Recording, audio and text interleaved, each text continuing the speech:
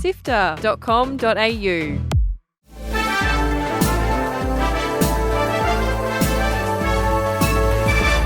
Hi, I'm Kyle Paletto. And I'm Fiona Bartholomeus. Welcome to Walkthrough, Sifter's weekly recap on the biggest news in video games. This week, SAG-AFTRA Games actors vote overwhelmingly to strike. There is another Star Wars Jedi game in development, and a new report outlines how well or terribly the big studios are doing when it comes to climate change. Here is the news for Sunday, 1st of October. Let's go.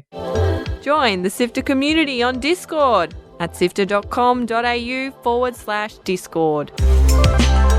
This week, 98.32% of SAG-AFTRA members voted yes to authorise video game actors, including voice actors and those who do motion capture and stunt work, to participate in the strike. Since last year, the Guild has been negotiating with various video game companies on a new contract, but until now, there hasn't been any luck with meeting these terms. Currently, SAG-AFTRA members are aiming for a wage increase as cost of living and inflation skyrockets, better safety measures for motion capture and stunt performers.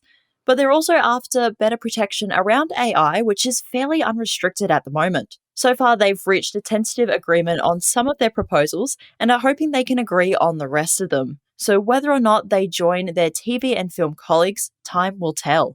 Speaking of working conditions, Epic Games announced it'd be cutting around 900 positions across the company, saying it's in part due to the Fortnite Creator Program, where people create content and share in the revenue. The numbers are adding up, which means that around 16% of the workforce are getting the sack. Also included in cost cutting is the sale of Bandcamp, which it bought only around 18 months ago, as well as Super Awesome, a marketing company, which means a further 250 people will be leaving Epic. It comes in a week where Sega delivered a last-minute cancellation to the multiplayer extraction shooter Hyenas, developed by Creative Assembly. The game just completed its open beta, and by all accounts, it was looking almost ready to go, so this is definitely a surprising move. According to journalist Ryan Lambie, One Game's writer was due to speak to the game's director for an interview, which was cancelled just 10 minutes before it was due to start. Grab your lightsaber and get ready, as another Star Wars game is reportedly on the way. During a panel at Ocala Comic-Con, Cameron Monaghan, who plays Cal Kestis in both Star Wars Jedi games, revealed the exciting news. We're working on the third, and we're in the process of doing it right now. That's a big undertaking, and it's been some conversations so far. But hopefully, when all things are said and done, we'll be able to go in and make something really cool for you guys again. The reveal comes at a strange time, though, as shortly after the event, Stig Asmussen, the director of both games, announced he was leaving Respawn Entertainment and EA. Asmussen said earlier this year that he had hoped to make a trilogy out of the Star Wars Jedi games and had some thoughts on where they can take Cal. While he may not be involved with the final game, hopefully it lives up to what he's imagined. Have you ever paused to think about how much power and energy playing games as a pastime uses? Well, have you, Kyle? Have you? Of course not, Faye. You know me. I'm like one of those villains on Captain Planet. Well, good news is that the burden of saving the planet isn't up to you, but rather the bigger, massive gaming companies. And Dr. Ben Abraham has just completed this year's snapshot of the climate impact of games. In the snapshot, there's captured 80 million tons of CO2 disclosed, right? So that's like what they've admitted to. 80 million tons is around about the same amount of CO2 as the entire country of Bangladesh emitted in 2017. So it's not all bad news. There are a few companies that have managed to reduce their emissions, like year on year. So that's a new thing we've added this year, is the ability to look at the past years. If they've done a previous disclosure, we've included figures for, what percentage are they changing this year. And there's a couple. So notable one is Ubisoft. Ubisoft is out here, actually one of the biggest game companies in the world, and its emissions are down. I guess the two of the worst offenders, I suppose, if you saw last year's snapshot, we mentioned them as well, but it was Roblox and Square Enix. Square Enix has improved a tiny bit. They've started to disclose how much electricity they use, but that's a tiny fraction of their total footprint. So that's a little disappointing. And Roblox, really disappointingly, have an environment, society, and governance section of their report, and then they don't mention anything about the environment. They just don't even touch it. They don't say anything.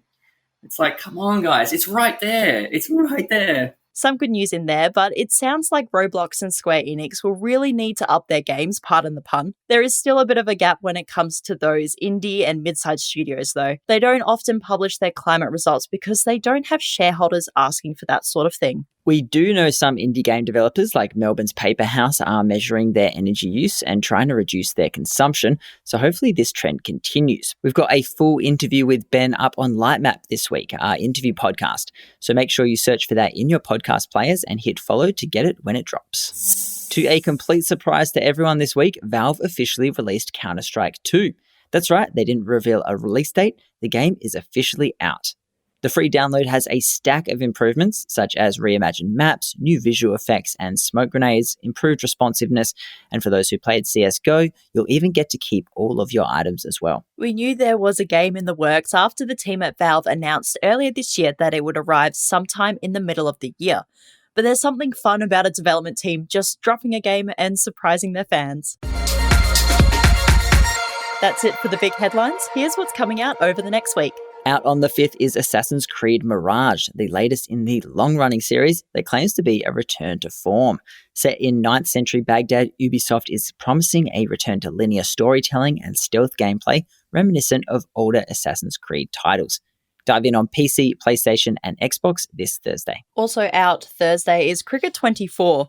With over 200 photorealistic players, major tournaments like the Ashes and enhanced fielding systems, this title is claiming to be the most comprehensive cricket simulation yet. Bat your way to victory on PlayStation and Xbox on the 5th. Head back to Rhyme City as Pikachu reunites with Tim Goodman in Detective Pikachu Returns. With Harry Goodman missing and newer Pokemon making their appearance, you can expect twists and turns in this much anticipated sequel. That's out on the 6th, exclusive to the Switch. Articles to read, Videos to watch. and podcasts to listen to. Sifter.com.au. This has been Walkthrough by Sifter. My name is Kyle Paletto. And my name is Fiona Bartholomeus. Thank you so much for listening. Walkthrough is our recap of the news, but if you want to catch up on all of Sifter's stories, we've got a fancy newsletter. It's an easy way to make sure you don't miss any of our interviews or reviews, and it's out every fortnight. Head to sifter.com.au/newsletter to subscribe. That's sifter.com.au/newsletter. Sifter is produced by Kyle Paletto, myself, Adam Christou, Daniel Ang, and Chris Button. Mitch Lowe is senior producer who edited this episode, and Gianni Di Giovanni is our executive producer. Thanks to Brian Fairbanks from Salty Dog Sounds for composing the Walkthrough theme tune, and thanks to Audio Technica Australia for its support of Sifter's podcasts. Thanks again for listening. We'll be back with more news next Sunday.